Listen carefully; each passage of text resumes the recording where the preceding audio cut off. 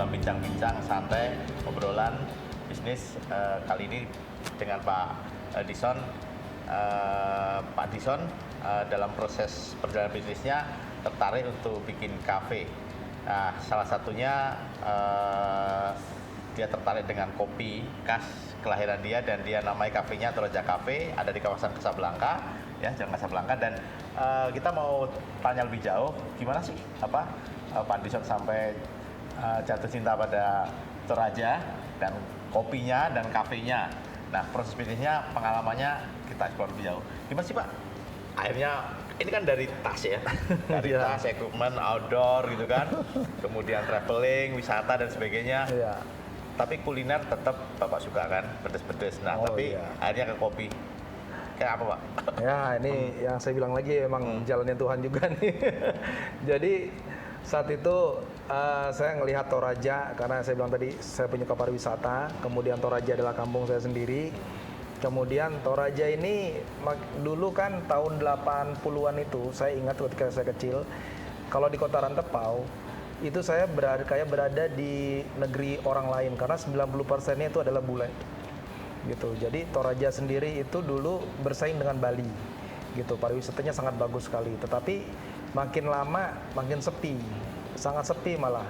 Sehingga niatlah saya mau bikin sesuatu untuk Toraja. Saat itu saya mau bikin namanya Lari Toraja Ultra Run. Sempat juga ya? Sempat bikin di sana. Oh, sempat bikin juga? Bikin di sana. Itu lari sampai 102 km mengelilingi Toraja. Jadi destinasi dari wisata yang bagus? Iya, wisata segala macam lihat. Jadi ketika itu saya survei lah ke sana. Begitu survei, saya ikut survei keliling tuh pakai motor trail, sebagian jalan segala macam ngelihat. Tahun 2015-an ya kira-kira ya? Iya, 2015-an. Itu ternyata kebun kopinya ini sangat dahsyat sekali. Jadi udah tidak jauh lah, paling cuma 15 menit dari Toraja itu ke atas sudah kebun kopi di mana-mana, kebun kopi di mana-mana. Dan memang saya tahu bahwa dulu kebun kopi banyak kopi Toraja tuh diekspor ke Jepang. Gitu loh. Tetapi begitu 90% lebih kopi di Jepang itu kopi Toraja. Iya. Jadi, nah Jepang ini kan kita tahu adalah orang yang sangat concern sama kualitas, sama quality, soal rasa dan sebagainya. Iya, segala macam. Jadi saya yakin bahwa kopi-kopi yang dikirim ini bukan main-main, artinya kopi nomor 1 di dunia. Gitu Toraja ini jadi bukan berarti kopi sembarang, karena Jepang aja dari tahun 60-an itu, dari tahun 30-an sampai sekarang pun masih mengandalkan kopi Toraja. Nah, tetapi begitu saya ke sana, kebetulan juga saya survei bareng sama teman. Saya dulu bukan penyuka kopi sebenarnya. Tiap pagi itu minumnya teh. Kopi itu hanya kalau disajikan aja kita minum gitu loh. Tetapi waktu itu ada teman yang memang pengopi, sehari itu dia minum kopi hitam mungkin bisa 10 gelas lebih. Memang dia penyuka sekali. Terus kita diajak minum kopi yang memang waktu itu biji kopinya membuat ekspor. Gitu. Begitu ekspor quality gitu ekspor quality. Begitu teman minum, ini teman ini udah kemana-mana minum di Aceh, minum. Saya bilang, Son, ini seumur hidup gua belum pernah gue minum kopi seenak ini. Saya kaget begitu dia ngomong begitu. Yang bener, saya bilang, iya, lu harus bikin nih di Indonesia belum ada nih. Nah, begitu saya ke pabriknya kopi-kopi ini, ternyata yang dijual-jual di kota Rantepau, dijual sementara ini KW2, KW3. Dibungkusnya aja ditulis premium quality. Memang saya lihat itu bungkusnya. Jadi ternyata yang benar-benar premiumnya tuh udah diekspor semua. Dan atas desakan temen itulah sehingga saya mikir iya juga ya. Nah, saat itu Pak Presiden kita juga lagi gembar-gembornya berusaha naikin kopi. Pak Presiden berpesan, jangan biji kopi yang diekspor, tetapi diolah atau bikin kafenya, bikin ininya. Nah, itulah membuat saya bergejolak. Ini di Indonesia belum ada nih yang brandnya lebih mengangkat kopi lokal, gitu loh. Sehingga terpikirlah bagaimana caranya kopi Toraja ini bisa. Dan memang ketika saya mulai masuk, saya ajak juga beberapa teman yang penyuka kopi, terus berhubungan dengan barista-barista yang kelas-kelas internasional yang juara-juara. Saya mau tahu sampai di mana nih kopi Toraja gitu loh. Dan saya punya konsep bahwa saya mau mengenalkan kopi Toraja ini secara real, maksudnya memang benar-benar masuk ke pemasarannya, marketingnya, segala macam. Ternyata ya kesimpulannya ya harus punya kafe. Oke. Gitu. Jadi rekomendasi teman, dia jalan-jalan rasain kopi, rekomendasi teman ya barista-barista yang gaul ya dan kelasnya udah internasional, rekomendasi harus punya kafe, Mak. Lokasinya di sini dan mesin roasting dan sebagainya, kita lihat nih kayaknya gede juga nih. Dan ngumpulin membangun ini kan semacam bikin tim lagi kan. Ya, ada betul. tim yang di outdoor equipment, ini ada tim yang di cafe. Nah, ceritain dikit dong soal harus roasting sendiri dan sebagainya, kopinya sendiri dari sana, ambil dari para petani dan langsung gitu. Kayak apa sih, Pak? Ya, jadi pertama kali saya explore dulu nih apa rasanya nih gitu loh. Ternyata teman-teman sangat meyakinkan bahwa memang kopi yang Toraja ini bisa layak untuk dijual secara umum gitu ya.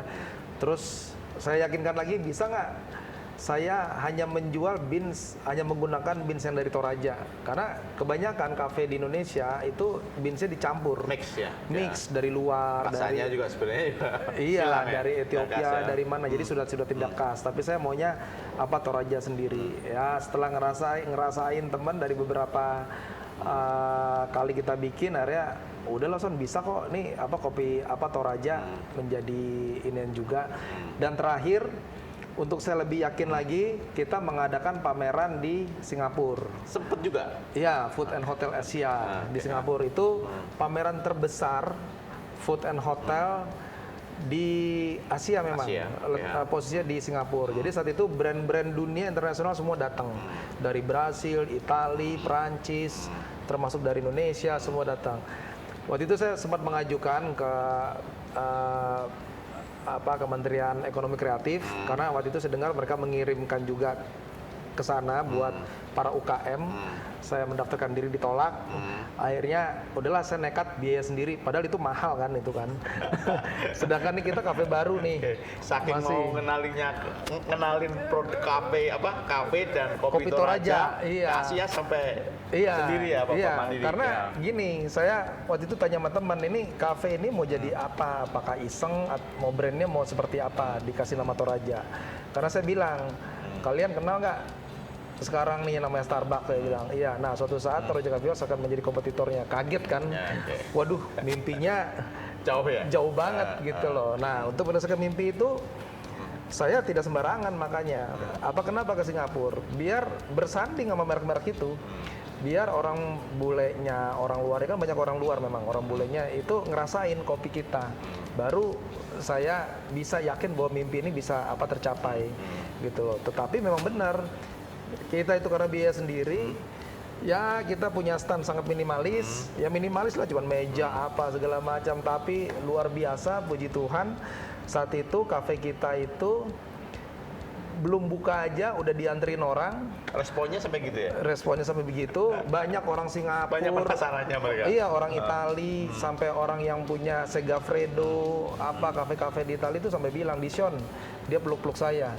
Saya lebih suka kopi kamu dibanding kopi saya, kata dia. Jujur dia bilang gitu. Sampai segitunya ya? Sampai segitunya. Kemudian kan di sana pameran tutup jam 4 sore. Kita itu selalu tiap hari tutupnya paling terakhir. Karena antrian gitu loh. Jadi semuanya itu yang orang-orang pamerannya pun, orang bulenya begitu nutup ngopi lagi mereka di kita gitu loh. Jadi kita yang selalu yang paling terakhir. Nah, sejak di situ saya yakin bahwa memang kopi Toraja nih emang enak ternyata, sampai orang bulenya semua itu sangat exciting sama kita dan mereka mau tahu lagi Toraja. Nah, tetapi lagi-lagi ya di situ juga saya ketemu beberapa orang Singapura segala macam, karena persaingan yang begitu kerasnya kopi. Pameran belum selesai pun kita sudah diisukan banyak negatif lah sama kompetitor bulenya gitu. Jadi ternyata saya dengar dari beberapa teman di sana bahwa punya kita nih kopi kita jadi bahan perbincangan nih di antara bule-bule. Nah, biar customernya tidak hilang, dibilang lah jangan beli kopi Toraja, dia tidak konsisten. Sekarang aja dia bilang bagus, nanti tidak bagus ini. Nah, disitulah saya tahu bahwa tidak mudah kita sebagai pemain baru dan sebagainya masuk ke dunia internasional karena persaingannya tajam banget. Persaingannya tajam. Dari omongan aja udah tajam kan nih. Nah, bagaimana kita mau masuk penetrasinya segala macam. Akhirnya saya berpikir ya, saya juga orang baru di kopi. Ya kita bangun dulu yang ada. Saya juga nggak mau buang-buang duit, nggak mau. Dari dulu saya selalu sistem bisnis itu bikin dari nol, dimantapkan pondasinya segala macam. Makanya kita bikin kafe di sini. Kita lihat. Setelah saya pulang, saya semangat, tapi tetap saya masih explore lagi ke teman-teman yang lain. Ya memang salah satunya proses kopi itu dari awal semuanya sangat menentukan. Dari hasil panen, dari roasting ketika digoreng atau dimasak, sampai proses alat segala macam. Nah ini saya udah tahu nih, kita udah yakin kopi ini sudah terbaik.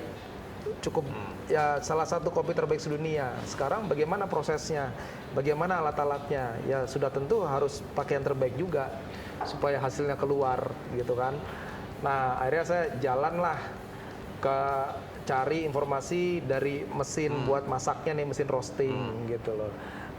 Ketemulah ini merek Froko, ternyata ada ini buatan lokal. Ya, jadi saya memang sengaja cari lokal supaya kental bahwa ini memang semua dari prosesnya juga buatan Indonesia. Lokal di mana nih? Lokal di Tangerang. Tangerang ya? Ya, jadi Roaster, iya, Froko ini orangnya ini ternyata sudah waktu saya datang tuh sudah puluhan tahun. Dia salah satu pembuat banyak pabrik-pabrik kopi. Beli mesin dari dia, pabrik yang besar-besar malah yang sekian ton masuk 100 kilo kopi beans. Dan ketika saya ketemu dia ini, dia bilang ke saya bahwa Pak, kalau Bapak mau bisnis kopi sekarang Pak masuk Pak gitu. Sekarang lagi booming. Nanti kalau Bapak nunggu lagi nanti terlambat. Karena memang saya kaget juga mesin roasting ini tidak murah gitu loh, tetapi untuk meraih mimpi akhirnya saya beli. Karena kenapa beli? Untuk menjaga kualitinya kita gitu loh, supaya bisa bisa stabil gitu loh. Oke. Terima kasih Pak.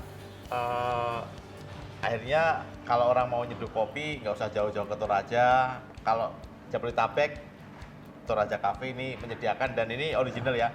Iya. Kopi. Mungkin bisa cerita nih Pak, kok ada 4 nih.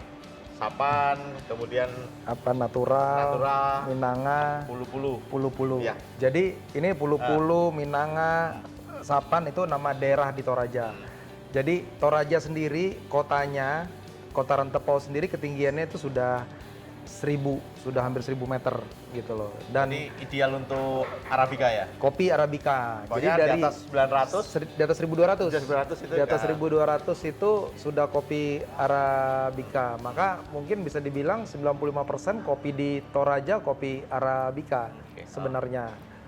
Nah, terus di sana banyak daerah punya karakteristik karena juga bentuknya kan mereka tuh bukit-bukit ya, tebing-tebing, jurang, ada yang kena mataharinya banyak, ada yang cuma sedikit, segala macam, sehingga setiap daerah tuh punya karakter. Sehingga ini kayak gini Pulu-Pulu nih di daerah Pulu-Pulu. Ini salah satu kopi tertinggi di Toraja karena ini di ketinggian 1500 sampai 1600. Ini Pulu-Pulu. Kemudian ada juga kopi Minanga. Ini di daerah Minanga nih 1200-an dia.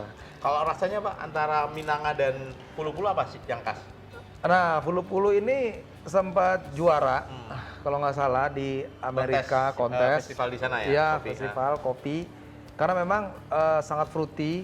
Karena memang di daerah Pulu-Pulu ini banyak orang menanam tamarelo. Tamarelo tuh kalau dibilang bahasanya terong Belanda. Terong Belanda. Iya, gitu. Jadi di Pulau-Pulau itu banyak sekali di antara kopi-kopi ini orang nanam terong Belanda sehingga memang rasanya jadinya ya fruitingnya Kayak terasa terong Belanda gitu. gitu ya.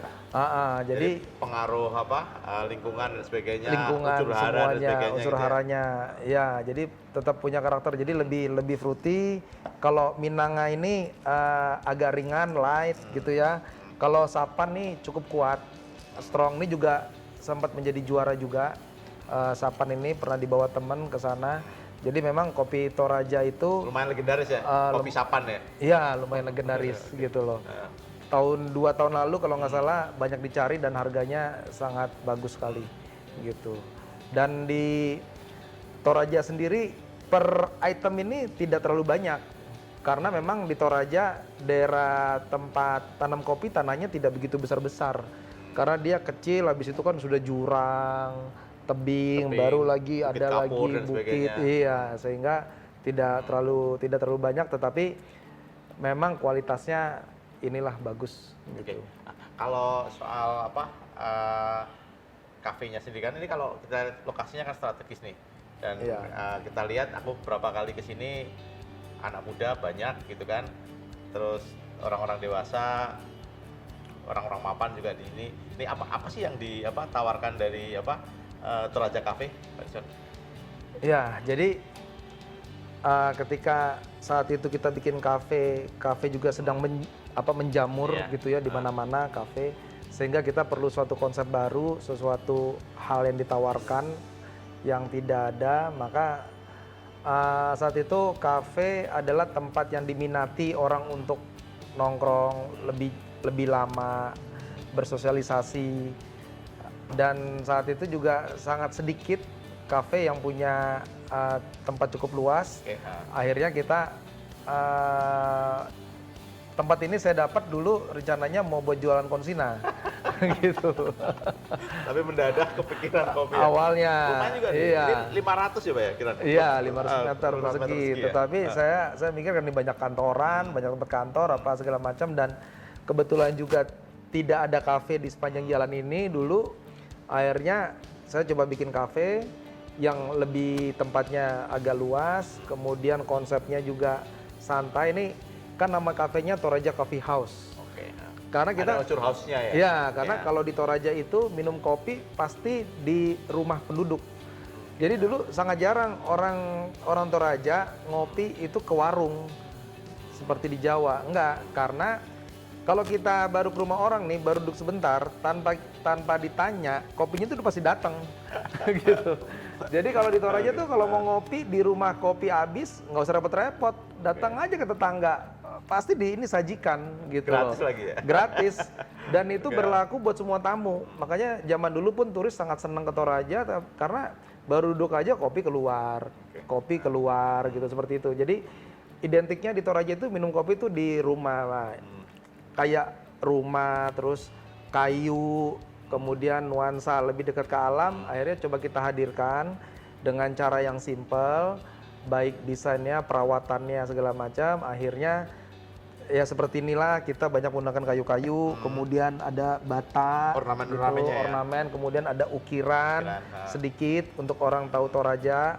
Karena saya juga nggak mau terlalu berat pernak-perniknya karena berdebu, susah bersihin. Kemudian diaplikasikan lagi nanti kalau kita mau bangun kedua, ketiga lebih mudah dan lebih cepat seperti itu. Dan keunggulannya di sini karena kita besar, banyak dipakai teman-teman untuk walaupun kafe itu buat ngerayain ulang tahun, buat kemarin juga berapa kali konferensi pers, kemudian juga acara meeting tunangan, iya, lamaran, ada acara informal meeting gitu ya. Sekarang meeting orang kan nggak mau lagi terlalu serius-serius, jadi sambil ketemu ngobrol. Kemudian kita ada outdoornya, ada 2 tingkat, cukup besar juga, kapasitas satu lantai itu bisa 50 orang.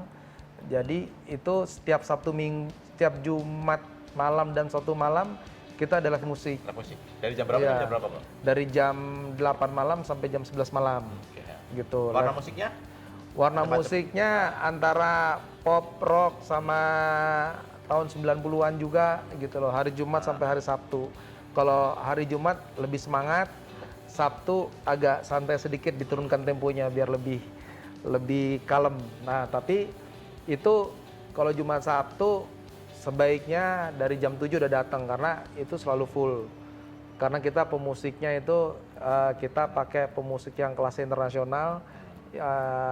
Dia biasa manggung juga di kafe-kafe seperti Hard Rock apa gitu. Makin menarik perbincangannya Pak Nizam, tapi sebelum lebih jauh saya pada aspek bisnisnya dan mungkin menu dan kita lihat harganya setelah yang satu ini.